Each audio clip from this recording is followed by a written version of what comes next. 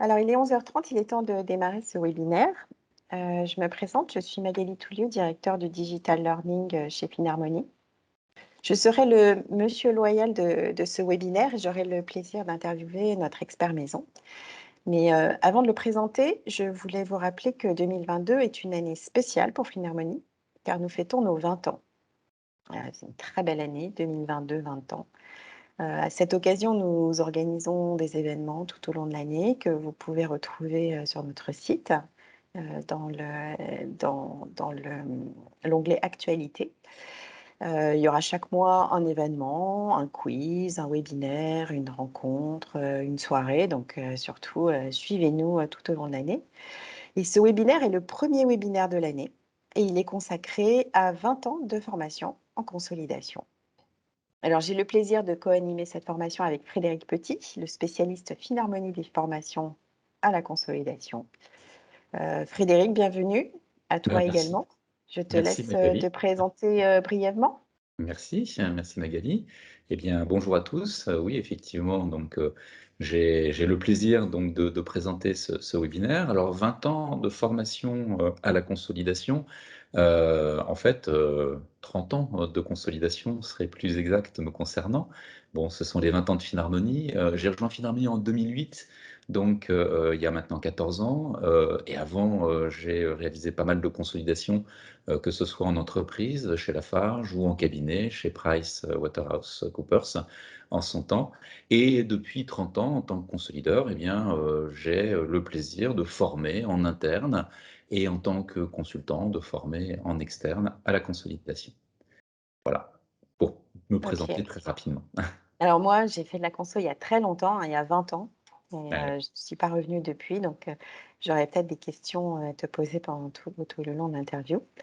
Avant de commencer, quelques mots sur le déroulé du webinaire. Donc, nous avons coupé tous les micros pour qu'il n'y ait pas de parasites pendant la conférence. Donc, l'interview de Frédéric va durer environ 30 minutes et nous passerons ensuite à vos questions ou commentaires. Parce que vous êtes là, parce que vous avez des questions certainement.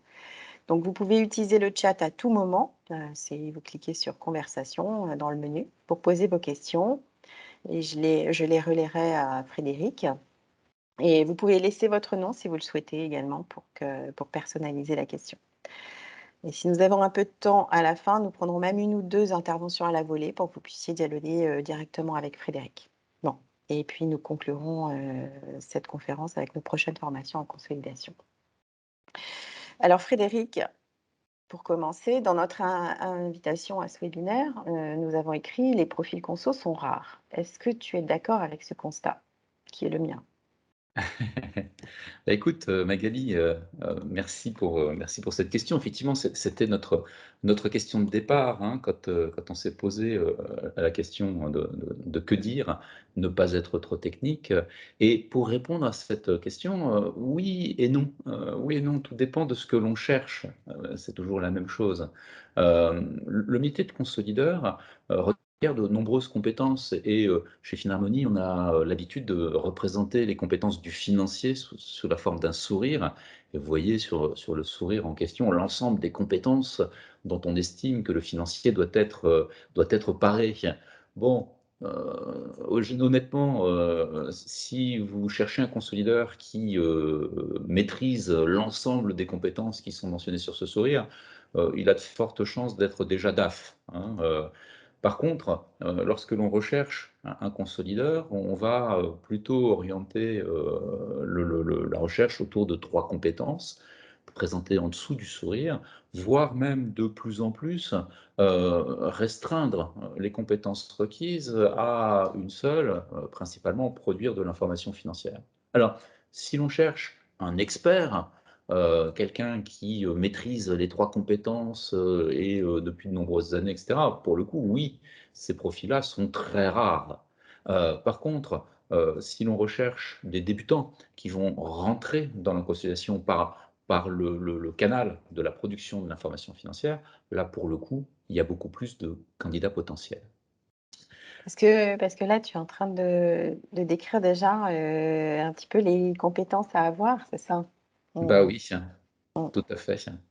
Et sur la base de ces compétences, hein, de fait, on va se dire que, enfin, l'expérience montre que lorsque l'on est en train de se poser la question du recrutement, de l'attraction et de la conservation des profils de consolidation et de reporting, on va faire face à 3 enjeux, principaux. Le premier enjeu, c'est l'enjeu d'attraction, hein. On va revenir sur chacun de ces enjeux plus en détail.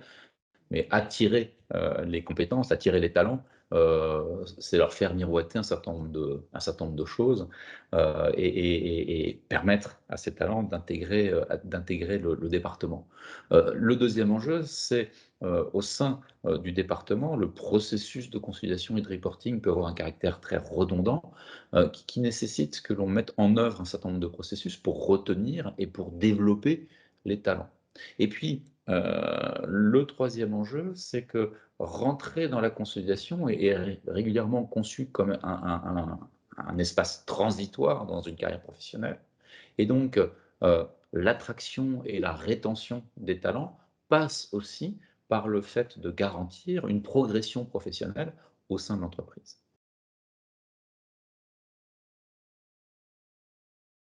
Attirer, hein, c'est un enjeu qui concerne aussi bien le recrutement en interne qu'en externe, et l'expérience montre que cette problématique d'attraction, fait face à 3 obstacles principaux. Enfin, hein, le 1er, c'est que la fonction de consolideur ou de, chargé de reporting, est assez mal connue. Qu'est-ce qu'on fait, Mmh. dans ce genre de choses? Le deuxième, c'est que on n'a pas toujours une définition claire quand on recherche un consolideur. Est-ce qu'on recherche quelqu'un qui va être sur la technique de consolidation, quelqu'un qui va avoir à gérer des problématiques régulières, ou est-ce qu'on cherche quelqu'un qui va s'assurer que le processus de reporting mensuel, trimestriel, etc., est correctement géré? Donc, la définition de ce qu'il y a dans le contenu de poste est importante. Et enfin, le poste de consolideur est souvent assimilé à un poste de comptable, et de ce fait, est conçu comme est perçu comme assez peu attirant. Alors Et quand même, hein, quand même là, un consolideur, c'est au siège, c'est dans le sérail, ça peut avoir un côté attirant. oui, oui, oui, mais un certain nombre de personnes sont aussi au siège sans que pour autant le poste soit conçu, soit perçu comme nécessairement attirant pour autant. Ce qui fait l'attraction d'un poste, c'est son contenu, c'est la richesse de ce qu'on va avoir à faire et des différentes dimensions, que recouvre ce poste. Et D'accord, et justement, quelle est la richesse alors du alors voilà, poste justement, consolidation reporting? absolument. Le processus consolidation et reporting est un processus qui est un processus riche et qui repose, sur 3 piliers, à mon sens, hein. Alors c'est une vision, hein, c'est une vision parmi d'autres, mais on va, avoir, comme pilier, du poste de consolidation de reporting, chargé de consolidation, chargé de reporting, le traitement des données. Une dimension technique, une dimension informatique aussi, de maîtrise des systèmes, éventuellement qui peut aller vers du paramétrage et qui peut convenir à certains. On va avoir une deuxième dimension qui est une dimension d'analyse de données. Et en effet, hein, recueillir et concaténer de l'information, c'est bien beau, mais il faut pouvoir aller au-delà et savoir ce que cette information représente. Et puis, tu le disais, les départements conciliation sont au siège du groupe, au siège de la branche, au siège du palier. Et en tout état de cause, il y a une sorte de positionnement tour de contrôle dans la consolidation qui conduit à être un pôle de communication, d'échange ascendant vers l'actionnaire, interne ou externe, descendant avec l'ensemble des pourvoyeurs d'informations, et puis latéral avec les autres fonctions. Et pour pouvoir correctement organiser ces fonctions, ben, il va falloir que l'organisation se pose un certain nombre de questions et tranche sur un certain nombre de points. Lorsque l'on est en train de se poser la question de l'interrelation et de l'implication des consolideurs dans le traitement et ou l'analyse des données, il va falloir se poser la question de savoir si on est plutôt du côté traitement, plutôt du côté analyse, plutôt sur quelque chose d'équilibré. Lorsque l'on est sur l'analyse des données, très bien, analyse des données par le département de conso, très bien, mais pourquoi faire? Quand j'étais contrôleur financier et consolideur chez Lafarge, la production des comptes consolidés avait une double vocation: alimenter le palier de consolidation et donc une vocation de communication financière externe. À l'époque, le palier représentait à peu près 16% du groupe. Et puis, il y avait aussi le fait d'avoir des informations qui soient cohérentes, congruentes avec les informations de contrôle de gestion en termes de pilotage. Eh bien et bien entendu, la troisième dimension, hein, c'est, pour avoir des données qui soient de qualité intégrées, dans les systèmes, il faut que, l'ensemble des pourvoyeurs d'informations soient correctement formés, soient correctement informés, sachent ce qu'ils ont à mettre dans les liasses de consolidation, qu'il y ait une mise en perspective de tout ça et c'est une fonction de la consolidation que de communiquer en vue de l'obtention de données qui soient des données correctes, des données, utilisables. Alors, Frédéric, si j'ai bien compris, c'est pas avec le traitement des données, qu'on va attirer, les consolideurs? Puisque c'est un peu, ça peut être, quelque chose d'assez réducteur. Alors avec quoi on peut attirer, et puis on va attirer quel profil? Alors, le traitement des données peut être, intéressant, pour certaines personnes, hein. Je disais tout à l'heure que le traitement des données débouche nécessairement sur des problématiques de traitement de l'information, donc des dimensions qui sont des dimensions informatiques et des dimensions qui sont à la fois opérationnelles et informatiques. Donc il y a des profils qui sont tout à fait intéressés par ça. Heu, L'analyse des données, la communication font partie, intégrante de la consolidation et le poids de ces éléments-là peut être important. Tu as raison, hein, le traitement des données attire assez peu. On s'aperçoit dans l'organisation, les organisations que la plupart des grands groupes mettent en œuvre actuellement, on a régulièrement séparé un pôle traitement des données, qu'on appelle souvent département de consolidation, du pôle analyse des données, dans le sens analyse opérationnelle, hein. Une fois que le traitement des données a fait les contrôles de cohérence et de concordance, derrière, donner du sens aux chiffres est régulièrement géré par un autre département qu'on va appeler le département du contrôle financier, par exemple. Et ça, Et c'était pas comme ça il y a 20 ans, en fait? Mmh. bah, il y a 20 ans, cette séparation était beaucoup moins courante, beaucoup Mmh. moins régulière et les départements de consolidation géraient l'ensemble du processus de façon régulière. Et pour En attirer du 20 monde, ans il faudrait pas revenir, à quelque chose de plus général? alors peut-être, peut-être pas, le problème, c'est un problème d'efficacité, la production, des données consolidées est une action, est une fonction qui est très souvent contrainte par le temps, et le fait d'avoir parallélisé les tâches permet, d'être très efficace en termes de délai.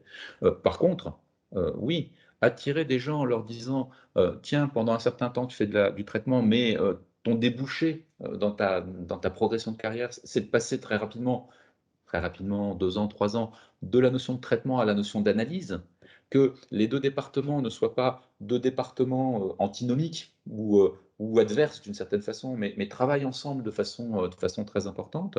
Ça c'est très important et effectivement, on constate aujourd'hui qu'un certain nombre de groupes qui avaient, institué 2 départements très, très distincts, les ont aujourd'hui, non pas fusionnés, hein, les fonctions restent séparées pour des raisons, encore une fois, d'efficacité, et de temporalité, mais ont comme enjeu de faire en sorte que ces 2 fonctions, s'imbriquent et enfin, interagissent de façon importante et donc il y a une porosité des postes entre les 2 éléments. Que les analystes de données sachent d'où viennent les données et quelles sont les difficultés de traitement et que ceux qui traitent la donnée sachent rapidement à quoi sert la donnée qu'ils produisent. Donc on va trouver où alors les profils, pour la conso? Alors les profils, a avant de te dire où, partout, hein, bien entendu. Juste, se rappeler que, un profil, va être défini enfin pardon, le poste va être défini, d'une certaine façon et qu'en tout état de cause, le profil, ce sont des gens avec une expérience, une expertise une expertise qui existe déjà et bien entendu, en tout état de cause, le mouton à 5 pattes parfait qui colle exactement avec le poste à pourvoir, ça n'existe pas. Donc nécessairement, on va avoir des gens avec des avantages et des inconvénients sur ces postes et ces gens, on va les trouver, tant en interne qu'en externe, sur différents niveaux de compétences en regard du processus de consolidation et de reporting. Heu, hein, interne, externe, qu'est-ce qu'on est en train de dire? Ben, le vivier naturel de l'interne, c'est souvent, des, départements de contrôle de gestion avec des contrôleurs de gestion qui ont besoin d'acquérir une vision plus globale, plus générale, de l'information financière et aller au-delà de l'EBIT et du free cash flow en passant par des problématiques bilancielles et ce genre de choses. Et puis, ce sont les départements comptables, avec des comptables qui veulent évoluer eux aussi vers des fonctions qui soient des fonctions moins comptables et plus de contrôle financier. Euh, j'ai, dans mes expériences de formation et de structuration de départements de consolidation, recruté à la fois des contrôleurs de gestion et des comptables venant de l'interne. Ces 2 profils sont très intéressants, sont complémentaires au sein du département consolidation. Le contrôleur va apporter, une vision synthétique, et analytique des choses, qui va lui permettre de prendre du recul et de gérer les éléments et les dimensions en grande masse, ce que le comptable n'est pas habitué à faire dans son job au quotidien. Le comptable, lui, va apporter un pointillisme ou une rigueur et puis surtout une vision des différentes écritures, des différents impacts, en partie double avec le débit crédit, ce dont le contrôleur financier, le contrôleur de gestion dispose assez peu. Et ces deux profils vont avoir à travailler l'un sur l'acquisition des schémas comptables, l'autre sur le fait de prendre du recul par rapport aux chiffres et être moins, non pas rigoureux, la rigueur est toujours nécessaire, mais moins pointilleux pour gérer les choses en masse, et ça va leur permettre de progresser l'un et l'autre. En Mais, le recrutement, comptable, le contrôleur, il peut vraiment, apprendre le débit crédit, ah bah oui, ah Oui? oui, bien sûr. Bien sûr, mais c'est une gymnastique d'esprit et tu me poses cette question dans ce sens, mais c'est aussi difficile, à mon sens, pour le contrôleur de gestion d'apprendre le débit-crédit que, pour le comptable, qui a une très forte expérience comptable, à apprendre à mettre un peu son mouchoir sur une exactitude du chiffre pour gérer les choses de façon un peu plus globale. Mmh. D'un côté, il y a un apprentissage technique, de l'autre côté, il y a un apprentissage qui est un peu plus un apprentissage de type compétence. Les 2 sont aussi atteignables l'un que l'autre, heureusement. D'accord. Euh, donc ça c'est pour l'interne. On va régulièrement en interne avoir des personnes qui vont arriver hein, euh, sur un niveau qui va sans doute être débutant. Rarement confirmé. En tout état de cause, on va avoir besoin d'acquérir un certain nombre de choses, en termes de compétences techniques sur le processus de consolidation, et les différentes techniques de consolidation. En externe on va recruter, dans 2 types de viviers, les écoles, d'une part, et c'est en ça que, faire comprendre ce qu'est la consolidation et le reporting et communiquer au sein des écoles est un enjeu important pour les entreprises qui vont avoir besoin de recruter du monde et lorsque l'on est sur les écoles, on va recruter des débutants. Attention à ne pas rebuter les débutants en les mettant uniquement sur les pointages des intercos, parce que là, pour le coup, c'est bon, hein, on les a peut-être attirés initialement, mais on ne les gardera pas très longtemps. Et il y a tout un tas de choses à faire faire à des débutants qui dépassent les intercos et qui sont très intéressants dans les contrôles de l'IAS, dans les relations avec les filiales, dans la structuration d'un certain nombre de fichiers, et cetera. Et puis on va avoir un deuxième vivier qui est régulièrement utilisé, qui sont les cabinets d'audit, hein, cabinets d'audit externes. Et dans ce cas-là, on va recruter sur un niveau plutôt confirmé, avec des gens qui ont déjà une expérience, qui ont déjà audité des comptes dans le passé, avec un enjeu qui est de passer de la notion de contrôle à la notion d'élaboration. Et contrôler, c'est pas faire. Donc, l'apprentissage et le gain de compétences pour les auditeurs sur le sujet, c'est d'apprendre à faire. D'accord. Voilà. Vous voyez que dans ce petit cadre-là, je n'ai pas mis de petite croix dans la case expert. En effet, on l'a dit tout à l'heure, recruter un expert, c'est rare et c'est cher. Le groupe a régulièrement beaucoup plus intérêt à former l'expert en interne et à faire bouger l'expert pour que l'expertise se renouvelle. Mmh. Et donc, on reviendra sur le sujet, que devient un expert? C'est ce qui, est à l'issue du second enjeu. Le temps passe, je vous propose de passer sur le 2e Oui. enjeu. Une fois qu'on a attiré, hein, les collaborateurs, il va falloir les retenir. Et comment est-ce qu'on va les retenir? Alors, les retenir, c'est pas si simple que ça parce qu'on le sait tous, hein, c'est un fait. Le travail au sein du département de conciliation, c'est pas toujours quelque chose d'épanouissant tous les jours. Faut pas oublier que les consolideurs et les chargés de reporting vont réaliser 10 à 15 consolidations par an. Il y a un Ah bon? caractère Mmh, parce qu'à répétitif. mon époque, il y en avait 3 par an, c'était Bah du oui, mais trimestriel et au mieux du trimestriel, et puis c'était plutôt du semestriel.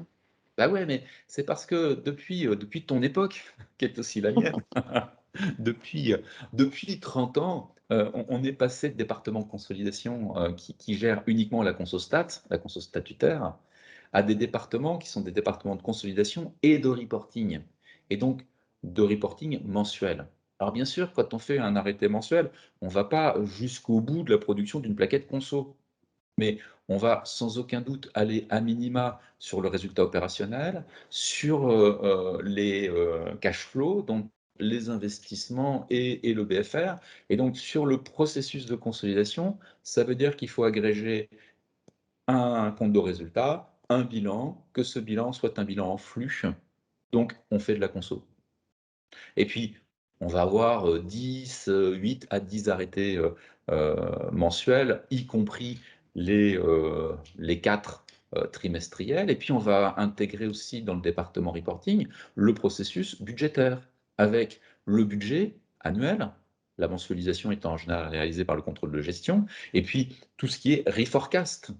Alors en fonction des groupes, 2 à 3 reforecast, reprévisions annuelles par an. Tout ça Mmh. tout ça, c'est du processus de consolidation et Alors donc je sais très pas rap si les personnes qui nous écoutent, ont autant de reporting. Je serais intéressée d'avoir leurs petits commentaires, si vous gérez autant de reporting ou pas? Est-ce que vous êtes encore, à, à quelques, à quelques 3-4 reporting par an, conso ou est-ce que vous gérez aussi, toute la consolidation je d'efforts, on va annuels? très bien par chat, on va gérer Oui, par ça. chat. Hein, ouais, ouais, on verra la Mmh. réponse. Hein? Bon, donc en tout état de cause, le point, c'est qu'on a des profils qu'on a attirés et qui vont se retrouver à réaliser un certain nombre d'opérations qui leur permettent d'acquérir un certain niveau de compétences et de connaissances assez rapidement. Enfin, je veux dire, au bout d'un an, c'est bon, on a déjà, des gens qui sont sur un profil confirmé. Alors, confirmé sur le plan technique, pas nécessairement sur le plan organisationnel. Donc, les gens sont rapidement confirmés, ils vont vouloir tourner vite. Les tâches sont de plus en plus automatisées. De notre temps, Magali, quand on a commencé la consolidation, dans les années, 2000, ou 90 pour ce qui me concerne, énormément de traitements étaient réalisés à la main. Maîtriser le débit crédit sur un retour en coût historique lors d'une session interne d'immobilisation, ça fait partie du quotidien du consolideur de 1990. En 2022, dans le système, on déclare automatiquement un vendeur, un acheteur, le système sait générer une plus-value et l'écriture est passée en automatique. Il n'y a plus rien à faire. Ah, on n'est pas tout à fait d'accord avec, le montant Oui. de la plus-value dégagée ou ce genre de choses. Est-ce qu'on va vraiment prendre le temps de corriger? Si c'est matériel, oui. Si c'est pas matériel, non. J'ai reçu des dividendes d'une société, étrangère. J'ai un écart de conversion entre le taux de change utilisé par le système et le taux de change effectivement constaté dans la transaction par la mère quand elle reçoit l'argent. Cet écart de conversion, dans le principe, et quand on le faisait, je dirais, de façon artisanale, on venait systématiquement le résoudre en constatant une écriture de flux à flux, reclassant le flux de dividendes au flux de conversion. Aujourd'hui, on n'en prend plus nécessairement le temps. Alors Jean-Raphaël nous fait part de son expérience. Oui, Effectivement, en conso, enfin au service conso reporting, on traite énormément d'informations, aujourd'hui, hein, en tout cas voilà. dans sa société, et ça fait beaucoup de reporting, Bah, voilà à la et fois du prévisuel et du réel, et où effectivement il y a 20 ans, la conso c'était que du réel, hein. absolument. Alors, il y a 20 ans, on était en 2000, c'était pas que du réel. C'était pas enfin, j'intégrais Lafarge en 99. En 99, on faisait pas juste 4 consos par an, on allait un petit peu au-delà de ça. Enfin, moi Mais, j'étais sur le ça réel, on faisait vraiment que du réel, hein. ouais, mais voilà, et c'est très bien que nous soyons tous les 2, ou tous les 3 dans la salle ou plus, pour tous les autres qui veulent s'exprimer. Parce qu'effectivement en 2000, il y avait encore un partage, différent. Là, aujourd'hui, les départements de conso, ils gèrent l'ensemble du processus de reporting prévisionnel et réel. Les tâches sont automatisées, contraintes par le temps. Ça veut dire qu'on est venu, nécessairement, traiter un certain nombre de choses, faire traiter par le système un certain nombre de choses, et les personnes n'ont plus nécessairement besoin de se pencher sur le sujet. Et on a des profils, hein, qu'on a cherché à recruter, qui sont basiquement intéressés par une dimension expertise. On vient dans la consolidation parce qu'on veut développer de l'expertise et par Et rôle tour de contrôle. d'accord, et cette expertise on la développe, juste en pratique? Enfin avec la pratique ou Alors, non, on va revenir dessus, mais bien entendu, l'expertise, elle se développe par 2 canaux principaux, heu, la pratique et la formation. La formation continue et Finharmonie, nous avons, de nombreuses formations, bien entendu, en consolidation, pour justement renforcer cette expertise avec toujours une question, et là, je n'ai pas la réponse à cette question. Je réalise beaucoup de formations en consolidation depuis 2008 que je suis chez Finharmonie, bien entendu, il y en a plusieurs par mois. Et il y a toujours la question de savoir s'il faut que la théorie précède la pratique, il faut que la théorie suive la pratique, hein. Est-ce qu'il vaut mieux, venir faire une formation sur la VARCAP avant d'avoir sur la variation de capitaux propres, pardon, avant d'avoir traité des variations de capitaux propres? Ou est-ce qu'il vaut mieux s'être un petit peu cassé le nez sur les variations de capitaux propres et venir confirmer la pratique en formation? Les 2 approches, se valent et en toi fait tu as eu ces 2 profils, en formation? ouais. Ouais, Ouais. ouais.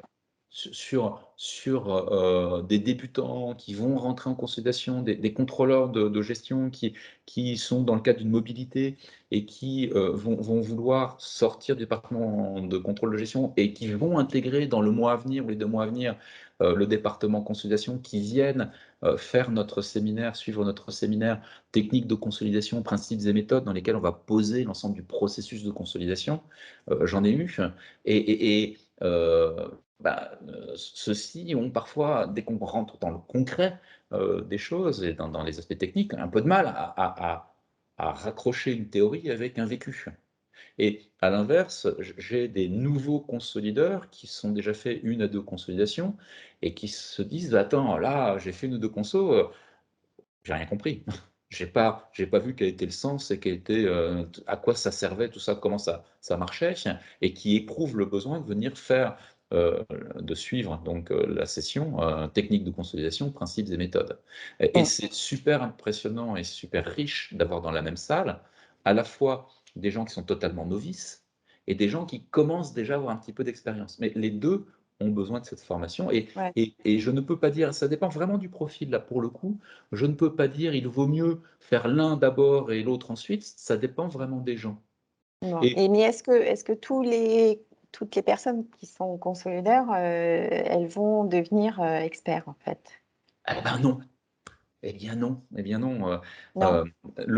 le point majeur, hein, dans ce qu'on est en train de dire là, c'est que, en tout état de cause, on a attiré des profils et le fait de savoir dès le départ à quoi ces profils se destinent ou par quoi sont-ils intéressés est essentiel. Et donc, non, non, je vais prendre, l'exemple de recrutement où on aurait recruté des gens, qui viennent en débutant, en fonction des attentes. Certains, souhaitent simplement devenir confirmé et ensuite utiliser, les compétences acquises pour voler, vers d'autres sujets, de responsable administratif et financier ou de contrôleur financier, dans une entité ou ce genre de choses. D'autres, souhaitent, au contraire, pouvoir aller jusqu'à un niveau d'expertise, considérant que ce qui les attire principalement dans le poste de départ, c'est effectivement, le fait de pouvoir, agréger, un savoir, un savoir-faire et avoir un rôle de référent. Heu, il n'y a pas de il y a pas il y a pas de règle qui dirait: «Ah, quelqu'un recruté en interne qui vient de la comptabilité, c'est quelqu'un qui va devenir expert». Peut-être, peut-être, peut-être pas. Ah tiens, un auditeur ou une auditrice que je recrute, qui vient de chez, PwC, EY, KPMG ou autre. Je cite de grands cabinets, bien entendu, nous avons tout un tas d'auditeurs qui viennent de cabinets, avec des noms moins prestigieux, mais néanmoins qui ont de grands savoir-faire. Ils sont pas là nécessairement pour devenir experts. Ils cherchent, le cas échéant, une porte d'entrée dans le groupe et la consolidation est une porte d'entrée, peut-être un tremplin. Alors, je Mmh. reviens juste une toute petite seconde sur la notion d'expert. Heu, nous sommes, d'une certaine façon, j'aurais pu dessiner là, débutant, confirmé, expert sur la base d'une pyramide inversée, hein, beaucoup de débutants, moins de confirmés et peu d'experts. Attention, l'expert, c'est, l'expertise, c'est une position qui est une position confortable dans un premier temps et qui est satisfaisante intellectuellement, hein. Maîtriser, une dimension d'expertise, c'est quelque chose qui est tout à fait plaisant, mais il faut faire juste attention de ne pas s'y installer trop longtemps. Ouais, S'installer trop longtemps dans un poste d'expertise, ça va vouloir dire que au niveau de l'organisation, on va être conçu, perçu comme quelqu'un d'indispensable, donc on ne fait pas bouger. Le jour où on a envie de partir vers d'autres cieux, enfin, c'est plus difficile de partir et donc, expert, hein, expert, c'est une position qui est intéressante, mais qui est une position transitoire. Par ailleurs, les confirmés peuvent vouloir devenir experts. Donc il faut que l'expert se prépare à laisser la place et à former l'expert suivant. ah bon? Ah mais pourtant c'est difficile de développer un expert. Pour moi, je pensais qu'en fait un confirmé, bon ça partait au bout de 3 4 ans, mais que l'expert il restait vraiment, non? Oui, mais, tout est question de temps. Je suis d'accord avec toi, hein. Un confirmé, ça reste en général 3 ans dans les départements de consolidation. J'ai, la semaine dernière animé une formation avec des consolideurs, dont un était resté dans son poste, dans sa société 5 ans et clairement son discours, c'était de dire, «J'étais bien dans mon poste, j'étais bien dans la boîte, mais en fait, je suis resté 2 ans de trop. J'ai perdu 2 ans dans mon processus Parce professionnel». qu'il voulait pas devenir, expert en fait lui. Bah, parce Dans sa que tête, gagner de la technicité dans un environnement A, dans un environnement B, dans un environnement C, c'est quelque chose qui passe, mais devenir expert au sein de son organisation, c'était pas du tout son ambition. Savoir suffisamment, mais garder du recul et pas s'enfermer, c'est ce qu'il disait, hein, ne pas s'enfermer dans une expertise. Ah, personnellement, moi, je conçois l'expertise comme un domaine d'ouverture, mais c'est aussi parce que j'ai eu la chance de pouvoir faire tout un tas d'autres choses que d'être simplement expert, en particulier chez Lafarge, où j'étais contrôleur financier, donc pas seulement en charge mmh. de la consolidation En et même temps, la conso, c'est pas que de l'expertise, parce que le confirmé, il développe aussi d'autres qualités, enfin, il faut qu'on l'aide à développer d'autres qualités sur son poste, bien comme, sûr la connaissance du groupe, les relations, et tisser des l'expert relations. Ça, c'est il faut vraiment les pousser à tisser des relations, partout dans le groupe, en fait. exactement et l'expert aussi, hein quand on a dessiné le sourire du financier tout à l'heure, le sourire du consolideur, on a bien 3 pôles, hein. Un pôle, de traitement, OK? C'est important, hein, ça constitue sans doute 70 du job d'un consolideur, le temps d'analyse est important et le temps de communication et le temps de communication, je ne le quantifierai pas parce que c'est quelque chose qui se fait au fil de l'eau. Mmh. D'accord?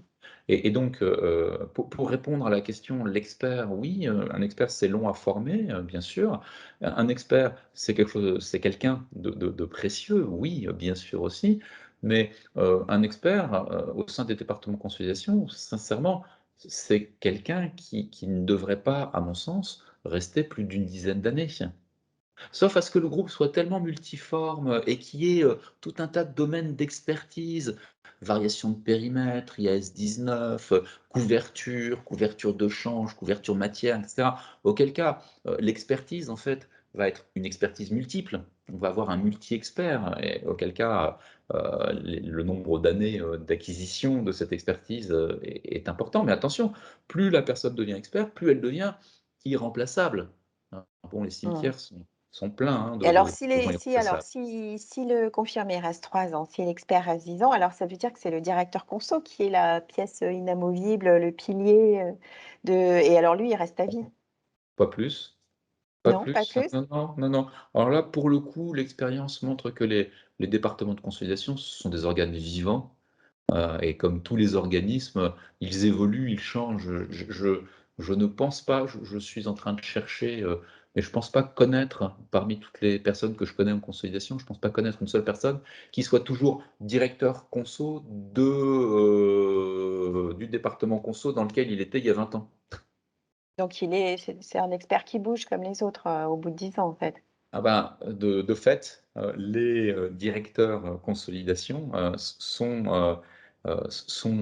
des, gens qui bougent comme les autres. Et ta question est intéressante, et me conduit sur le troisième enjeu, hein, qui est l'enjeu de sortie. Parce que attirer, c'est bien, mettre en œuvre tout ce qu'il faut pour retenir et développer avec en particulier, à ne pas oublier la formation externe et la formation interne, le partage de connaissances et donc, la mobilité interne au sein de l'équipe, des équipes, c'est important, mais recruter et retenir, c'est aussi garantir, une porte de sortie.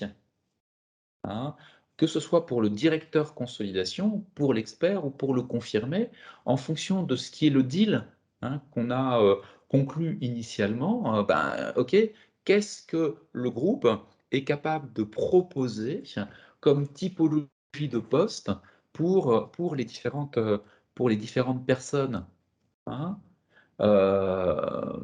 Alors des personnes qui sont en département consolidation et qui restent 10 ans en département consolidation, j'en connais, hein, et heureusement qu'il y en a. Heureusement qu'il y a des gens qui sont les piliers, les points fixes et la mémoire, des départements consolidation, mais c'est pas la grande majorité des collaborateurs avec lesquels j'ai l'occasion de discuter, en particulier en formation. Heu, Au contraire, ces personnes-là conçoivent et attendent de la formation qu'elle soit un endroit, un moment, hem, qui constitue un tremplin, pour elles et donc un endroit dans lequel elles vont pouvoir communiquer avec différentes fonctions au sein du groupe et que le poste de consolideur puisse être, conçu, réfléchi, perçu comme, bah, encore une fois, la notion de tour de contrôle, hein, quelque chose qui donne de la visibilité et qui soit visible de façon positive. Attention, dans le cas de la consolidation, ce que les collaborateurs vont obtenir, vont acquérir de façon régulière, c'est beaucoup de compétences techniques. Faut pas oublier que les compétences de communication sont importantes et les compétences de management aussi. Et pour le coup, préparer la sortie d'un expert ou du directeur du département consolidation va sans doute nécessiter de mettre en place des, actions de formation, d'accompagnement pour, permettre à cette personne de développer en général, elle a déjà, hein, une partie de ces compétences, mais de développer des compétences de type soft skills, de type management, de type, présenter efficacement des sujets compliqués, gestion, hein, encore une fois, d'équipe. Mais alors du coup, le directeur de la consolidation, Ouais. est-ce qu'il pourrait venir, il pourrait être, un contrôleur, un ancien contrôleur financier qui n'a aucune expertise dans la conso et puis arriver, avec ses compétences de soft skills et gérer, comme enfin, Bah, bien sûr, oui, voilà. de gérer efficacement un service conso sans expertise, vraiment? Alors j'allais dire, oui, bien sûr et ça se voit. Et bien entendu, on le constate. C'est sûr qu'il y a une vingtaine d'années, il était difficile de concevoir, le directeur ou la directrice, souvent des directrices, hein, de la consolidation, comme n'étant pas quelqu'un qui n'avait pas, l'ensemble des clés d'expertise et qui était un super sachant, un sachant suprême. Les processus s'automatisent, les traitements, le passage aux IFRS a homogénéisé un certain nombre de choses et aujourd'hui, les responsables des départements de consolidation ont de moins en moins besoin, d'être eux-mêmes des super experts. Je les comparerais plutôt aujourd'hui à des chefs d'orchestre, hein, capables de recruter des compétences et de s'appuyer sur ces compétences pour, nourrir ces compétences, les développer en interne et organiser les processus de façon efficace. Et comme tout chef d'orchestre, on sait bien que même si le chef d'orchestre sait parfaitement jouer au violon, il sait bien moins bien jouer au violon que son premier violon. Donc, Mmh. comme tout entraîneur, hein, il n'a pas besoin d'être l'expert, il a besoin de savoir où trouver l'information en interne. Et le meilleur moyen d'avoir une capacité à savoir trouver cette information en interne, c'est d'avoir organisé son équipe de telle sorte que les experts se renouvellent. Voilà. D'accord. Bon alors il va falloir, conclure bientôt, Bah, voilà, bah, Frédéric. ça tombe bien. Ça tombe bien puisque je Alors suis sur le dernier slide, hein. En synthèse donc, recruter des profils conso, mission impossible? Non, bien sûr que non. Heu, Quelque chose de difficile? Oui, régulièrement parce que ça nécessite de correctement définir, ce que l'on cherche et dans quelle organisation on va inclure le profil recherché. Heu, en conclusion sur le sujet, ce que j'ai pu constater en 20 ans de formation, en 30 ans, de consolidation, c'est que ce qui a pas changé, c'est que tous les groupes avec lesquels j'ai eu l'occasion de discuter me disent, les grands groupes me disent: «Ah, on n'a pas cette personne dans l'équipe». On a toujours un manque de personnes dans l'équipe et c'est sans doute parce que, comme la consolidation était perçue comme, une activité de crête, hein, on a structuré l'équipe pour gérer, le volume normal d'activité hors crête. Attention, on a vu là qu'avec, l'ensemble de tout ce qu'il y a à faire, en vrai, l'équipe conso, elle se repose rarement, hein. Il n'y a pas le moment où on dit: «Ah ça y est, j'ai fini ma conso annuelle, j'ai 2 mois de vacances». Non, non, ça n'existe plus. De fait, tous les groupes que je connais, les grands groupes que je connais font recours de façon très importante et systématique à des prestats externes, ce qui a un coût certain. Heu, Gérer et attirer, des ressources de façon plus large, les former et leur permettre d'évoluer en interne serait sans aucun doute pour les entreprises un gisement d'économie.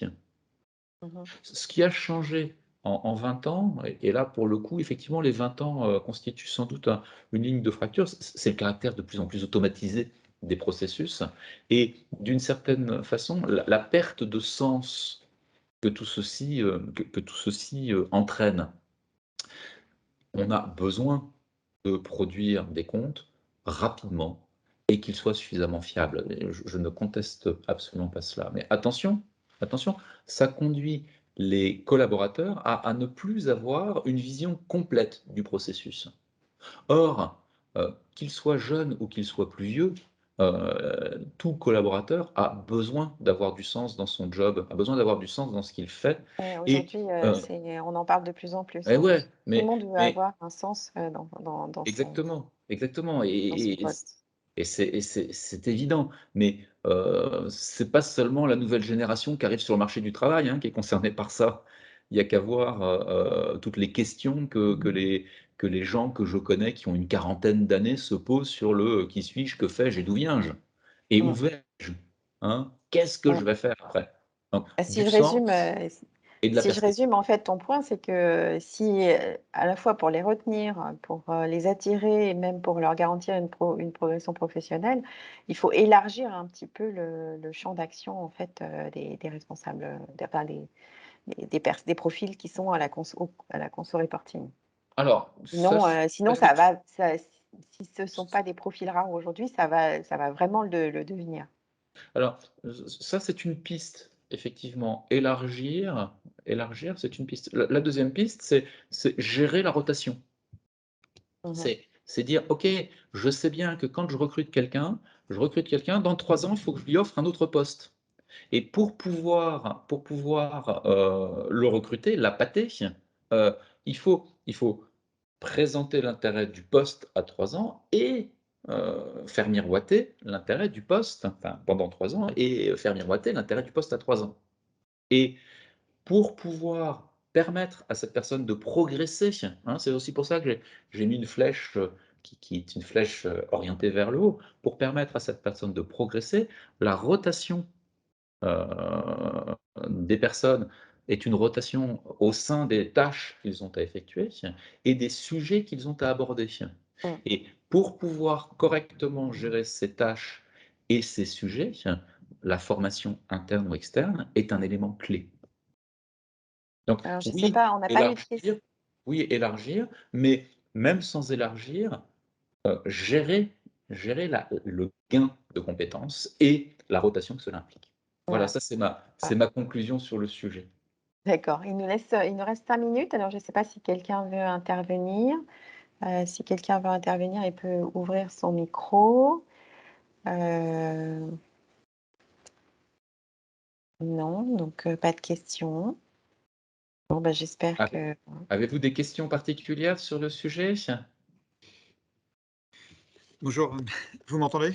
Ouais, oui, oui Jean-Raphaël, OK. rebonjour. Bonjour. Non, je juste rapidement, ce que je peux merci, hein, c'est très intéressant, toujours utile, d'entendre ces messages. On a aussi une forte dimension IT, dans la conso. Je vois quand ça s'impose, ça dépend des services, des équipes. Donc moi, je suis dans un groupe, de taille intermédiaire. Avec les problématiques des grands comptes, 3 000 000 € de chiffre d'affaires, mais pas forcément, les ressources des grands comptes et donc on va se faire aider par des consultants externes, mais tout, donc production, financière, communication, relations actionnaires, filiales, mais on a un rôle clé aussi, je pense, les départements conso dans, l'amélioration du reporting, d'être à l'écoute avec les solutions de BI, à développer, proposer au top management et à l'ensemble des filiales.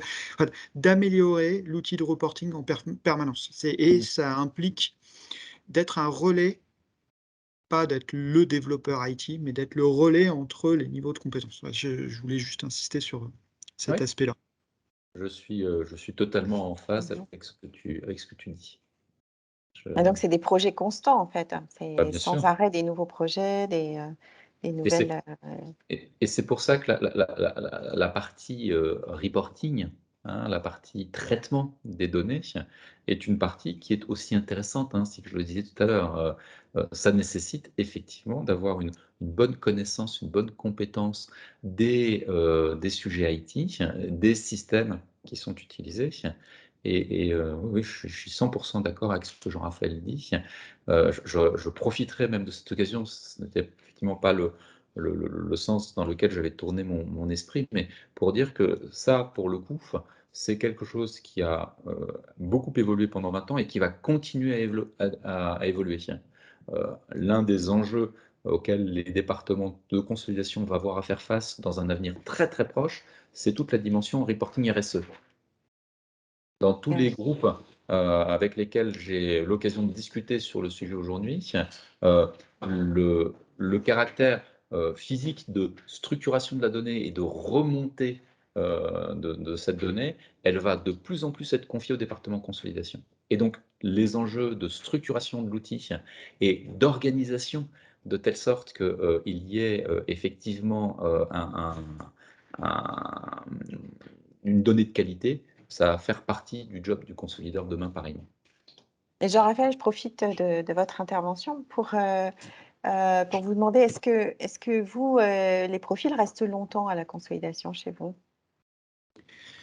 Alors le groupe est relativement récent, le mien, hein, j'ai la chance dans mon équipe d'avoir, une équipe à peu près stable, mais avant moi, c'était pas le cas. Donc, c'est-à-dire que dans mon équipe, j'en ai un confirmé qui est là depuis 4 ans, mais ça reste des profils relativement récent. Moi, je suis là depuis 3 ans sur mon Mmh. poste, et les gens en dessous, c'est quoi, qui sont arrivés après, puisque l'équipe s'est développée au gré de la croissance du groupe, sont des profils de 2 ans. Donc, j'espère pouvoir les garder, mais je sais que Vous voulez les les garder? profils, bah, justement, c'est un vrai sujet, hein, le fait de pouvoir, proposer quelque chose, des nouvelles dimensionnements. Comme là, j'ai la chance d'être dans un groupe qui a une forte croissance, externe, je peux proposer des jobs avec management, en fait, qui enrichissent, Mmh. le sujet. J'essaye de répartir les tâches différemment au sein des équipes, les scopes, de géographiques, mais aussi les thèmes abordés, pour, développer, le niveau de compétences, mais il est vrai que quelqu'un, après 3 ans d'expérience évoluer, quoi, chercher à évoluer, différemment. Donc, et Mmh si mh. le job, de directeur de conso, il est pris, forcément c'est pas c'est Mmh. donc c'est au groupe de proposer en interne, et ce qui est pas forcément évident dans les mid-cap. Voilà, donc, Mmh. Ouais. parce que c'est pas encore totalement la culture, alors que dans des grands groupes où il y a tout un parcours qui est déjà proposé. Mmh. Mais c'est C'est aussi pas des talents. C'est aussi des talents qu'on a, et qui connaissent le groupe, qui connaissent pas mal de choses. Donc C'est c'est pour ça ça. que Oui, je veux moi pas je me que mes com souviens. je veux pas que les Oui, gens oui, dans mon équipe soient uniquement des techniciens, mais je veux qu'ils comprennent le métier qu'on fait pour pouvoir, évoluer, aussi, sur l'opérationnel en filiale, mmh. s'il le faut. Voilà. Oui et puis moi je me souviens en fait les personnes qui étaient à la conso chez nous, souvent se sont «recasées» entre guillemets dans le groupe, chez L'Oréal parce qu'ils connaissaient beaucoup de monde, au fur et à mesure. À traiter avec beaucoup de monde, et des gens assez haut placés au niveau du groupe. En fait, ça leur a permis de se créer un réseau et de trouver leur poste suivant. ouais, Mmh. ouais, ouais, et Voilà. c'est bien la raison pour laquelle, hein, je dis, je redis, hein, ce sont ces 3 dimensions qui sont importantes. Mmh. Bon, bah, je te Ouais. remercie Frédéric. Là, on est Ouais. arrivé à la fin. Oui, non, juste Pour conclure une dernière oui, petite dernière chose. petite chose, Attention, excuse-moi. on vous a parlé bien entendu de formation, n'oubliez pas, Finharmonie, nous avons à vous proposer, un certain nombre de formations, et ces formations, n'hésitez pas à les structurer autour des dimensions débutants, confirmés, experts, pour pouvoir les adresser aux personnes qui vont bien. Si, vous allez sur notre site, vous trouverez, les principales formations. Là, j'ai repris les thématiques, hein, j'ai pas pris les formations, mais les principales formations qui vont être animées, chez Finharmonie en avril, en mai et en juin prochain. Voilà, j'ai terminé ma présentation. Magali, je te laisse le mot de la fin. Bon, bah, merci Frédéric, et puis merci à vous d'avoir participé à ce webinaire. Vous pourrez retrouver, l'enregistrement de ce webinaire sur notre site, dès lundi et je vous annonce, dès à présent le prochain webinaire qui aura lieu le 26 avril prochain à 11h30. Il s'intitule «20 ans de formation aux instruments financiers», et j'aurai plaisir de le co-animer avec Andréane Favre, notre spécialiste Finharmonie des instruments financiers. Et puis cela ne concerne pas forcément que les banques. D'ailleurs, il y a très peu de personnes issues des banques qui viennent animer et qui viennent, suivre ces séminaires-là. Nous avons un catalogue assez fourni de formations aux instruments financiers et on se rend compte qu'il n'est pas toujours facile de choisir la bonne formation. Donc, Andréane va nous faire un cours, un cours très, très très, très rapide sur les instruments financiers, déjà pour vous situer et pour vous aider à choisir la bonne formation en instruments financiers. Donc, je vous dis donc à très bientôt pour un nouvel événement dans le cadre des 20 ans de Finharmonie. Au Merci revoir à à tous. tous. Merci à tous pour votre participation aussi, et puis pour vos interventions. Et puis, bah, au plaisir de se revoir, ou de se voir un jour prochain. Au revoir. Au revoir.